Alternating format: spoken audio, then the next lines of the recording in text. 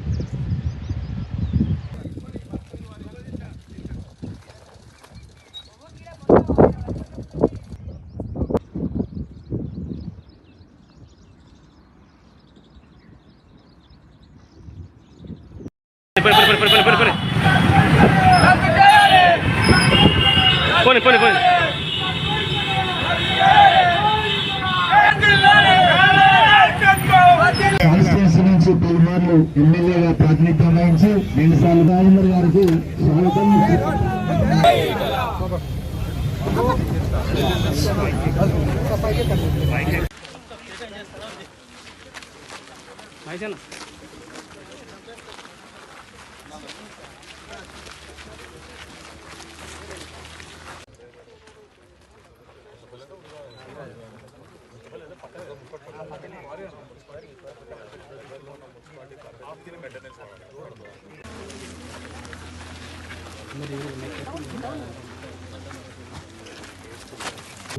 కూడా సంపూర్ణంగా మద్దతిస్తున్నాం. మేము రాజకీయాలు మాట్లాడడానికి రాలేదు. ఈ 2020లో వచ్చిందా, ఇది ఏ ప్రభుత్వం వచ్చింది, ఏ ప్రభుత్వాన్ని ఇప్పుడు యాక్సిడెంట్ చేసింది పేరు పేరున అభ్యర్థిస్తా ఉన్నాము. మరి ఇవాళ ఇంకొక మాట కూడా మేము గతంలో అభివృద్ధి అనేటువంటిది కుంటుపడిపోతున్నటువంటి పరిస్థితి. సరే, కారణాలు ఏమైనా ఇవాళ జిల్లా కాకుండా పోయింది.